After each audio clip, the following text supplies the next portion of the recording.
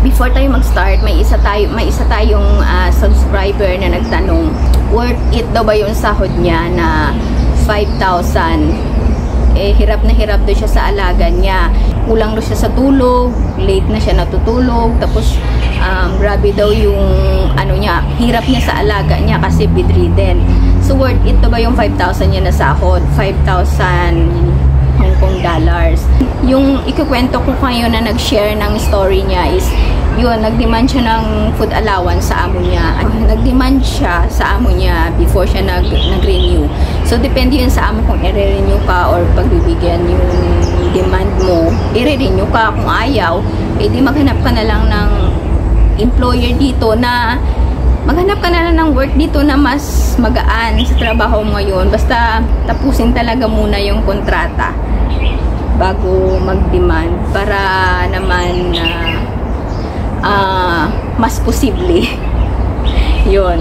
Dahil sa may nagtatanong sa atin about sa pag-aalaga ng matanda dito, dahil wala akong experience sa pag-aalaga ng matanda, nagtanong ako dun sa friend ko na nag-aalaga ng matanda.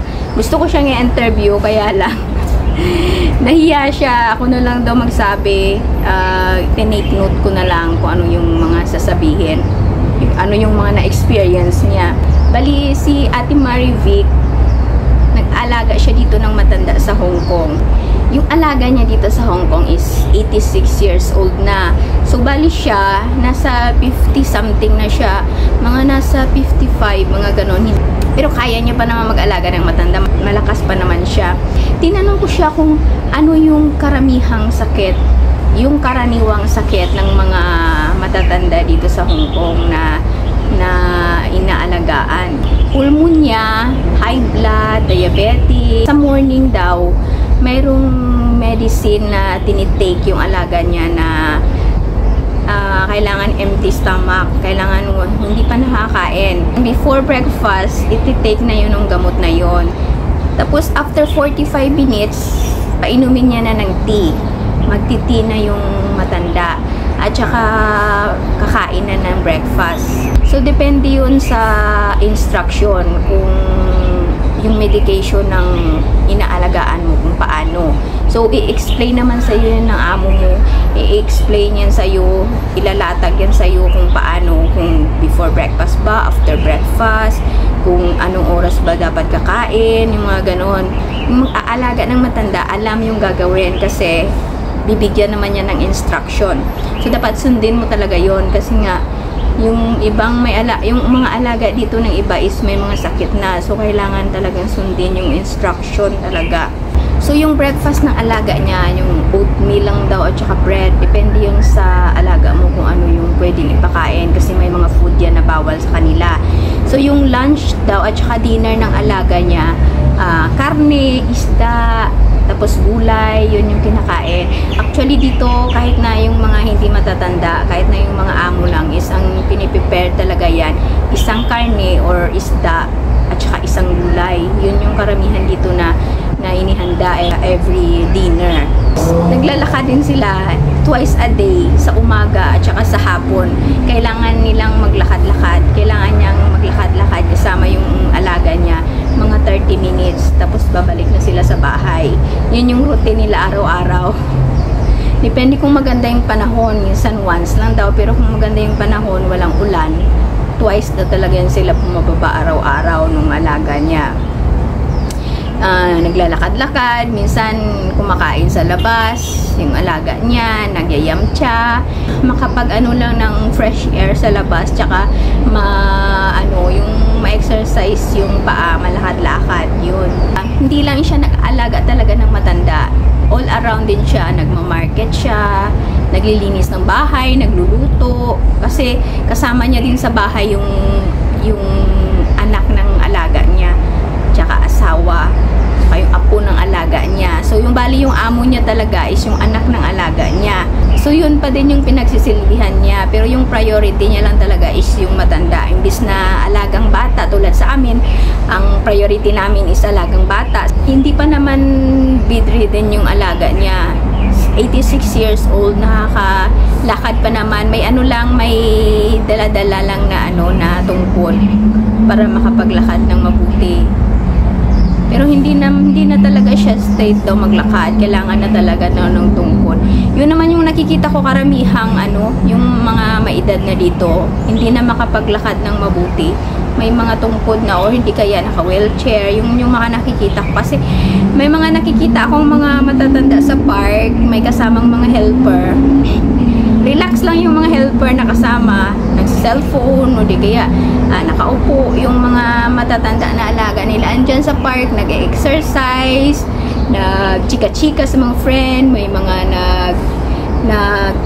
nagzuzumba, depende sa kakayahan ng alaga nila, kung ano lang yung kaya ng alaga nila na activities araw-araw, depende pa rin yun. Tinanong ko siya kung nakakatakot bang maalaga ng matanda, lalo na may sakit. Sabi niya, one time daw kasi nakatry siya na tumaas yung BP nung alaga niya, as in sobrang taas daw.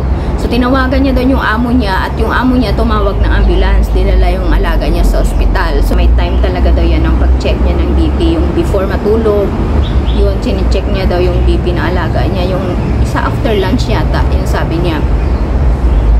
So para secure siya na okay yung alaga niya, kasi nga high blood daw yung alaga niya. So sabi ko, ano yung normal na BP ng alaga mo? Sabi niya, pag 130/70 or 130/40, okay na daw yan. Pag tumaas na daw ng 170, alert na daw yan siya, tawagan niya na yung amo niya. Kasi hindi na daw yan normal. So, wala akong idea guys, kasi nga hindi ako nag-aalaga ng matanda. So, siya talaga yung tinanong ko para at least sigurado ako sa sinishare ko sa inyo. Tapos, may tip siya na binigay na yung alaga niya na may pulmonya, yung alaga niya. Yun naman talaga yung mga sakit din ng matatanda is sa mga bata, di ba? Ganun din. Ano daw? Yung Vicks daw, naglalagay daw siya ng isang spoon ng Vicks sa baso, yung hindi na ginagamit, para lang sa Vicks talaga na every time na gamitin. Nilalagyan niya daw ng hot water yun, yung Vicks na yun, mini-mix niya. Tapos pinapaamoy niya daw sa alaga niya. Simula daw noon, hindi na talaga inaatake ng pulmonya yung alaga niya, hindi na inaatake ng asthma yung alaga niya. Okay na yung daloy ng paghinga ng alaga niya. Yun yung sabi niya na ginagawa niya ngayon para hindi atakihin yung alaga niya, or okay yung lagay ng alaga niya parati. Yung anak ng matanda is yung babaeng employer niya, yun. Tinanong ko siya magkano yung sahod niya, kasi nung first kaka-renew niya lang kasi ng contract niya. Nung una niya daw na contract, ang sahod niya is minimum lang. So, ngayong pangalawang contract niya, binigyan na siya ng food allowance. Bali, 6,000 lahat. Kasi yung minimum dito is 4,870. So, yung sobra doon is food allowance niya na. For breakfast lang daw yun at saka lunch. Kasi, ang dinner daw, sinasama na rin siya sa food ng amo niya. So, nakaka-free na siya sa dinner. Lunch lang at saka breakfast daw yung ipoprovide niya, kasi nga may food allowance siya. Tinanong ko siya kung ano yung maibibigay niyang payo para sa mga pupunta dito na mag-alaga ng matanda. Be patient lang daw talaga, habaan talaga daw yung pasensya. Kasi yung mga matatanda minsan parang makakalimutin, yung ulyanin. So, kailangan mo talagang habaan yung pasensya mo, lalo na yung may mga sakit na matanda. Mga masusungit daw yung iba, kaya habaan mo daw talaga yung pasensya mo na hindi mo dapat labanan yung alaga mo. Intindihin daw yung sitwasyon ng alaga na may edad na, may sakit, or kailangan ng atensyon. So, yun yung binigay niyang payo, kasi karamihan daw ng ugali ng mga alagang matanda dito, yun nga, makakalimutin, di ba? So, pag may ibibigay daw sila sa'yo na tips to guys ha, para hindi kayo mapahamak. Kasi nga, di ba, yung mga amo talaga is yung mga anak nila. So, ang kailangan, pag may ibibigay sila sa inyo, lalo na yung alaga mo may edad or ulyanin na or medyo makalimutin, i-inform nyo daw yung amo nyo. Halimbawa lang, binigyan kayo ng alaga nyo bag, lalo na pera. Kailangan sabihin nyo doon sa amo nyo na binigyan kayo. Kasi baka matulad kayo sa iba na pinagbintang ang ninakaw niya, binigay pala nung alaga niyang matanda, tapos bigla nakalimutan nung alaga niya na binigay niya pala yun. So, yun yung iwasan yung mangyari. Basta daw pag may binigay yung alaga niya, sinasabi niya sa amo niya, may time daw na binigyan siya ng alaga niya ng bag, shoulder bag yun. So, ginamit niya pang market. Hinanap daw nung anak nung matanda. So, sinabi niya, ginagamit niya pang market kasi nga binigay nung alaga niya. Dininay ngayon yung alaga niya na binigay. So, simula daw noon, binalik niya na yung bag, pero simula noon, hindi niya na daw tinatanggap na yung binibigay ng alaga niya na gamit man yan pera o di kaya pagkain. Parang na-trauma na daw siya, kaya bahala na daw, hindi niya tinatanggap. Okay lang naman tanggapin, basta before nyo tanggapin or natanggap nyo man, sabihin nyo agad sa amo nyo para hindi kayo magkaproblema ng amo nyo. Kailangan din talaga yung pagtitiis pag nag-alaga ka ng matanda dito. At number 1 na pinaka-advantage mo pag nag-alaga ka ng matanda dito, dapat alam mong mag-Cantonese kasi karamihan dito sa matatanda hindi alam na hindi marunong mag-Ingles. So, kailangan marunong ka mag-Cantonese, nakakaintindi ka ng Cantonese. Pero mayroon naman ditong nag-aalaga ng matanda na nagsa-sign language lang sila. O di kaya may mga matatanda naman dito na marunong naman talaga mag-English. So, pero karamihan sa na-encounter ko na matanda dito, hindi talaga marunong mag-English. Hindi makakapagsalita ng English. So, pero yung mga new generation nila ngayon, magaling na mag-Ingles.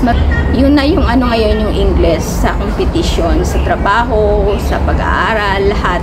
So, pinaprioritize na nila ngayon yung English sa study nila.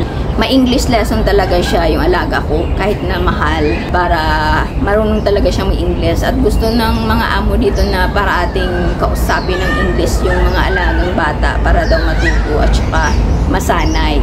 Thank you din kay Ate Maribig sa pag-share sa sa experience niya. At thank you din sa inyo guys. Bye-bye!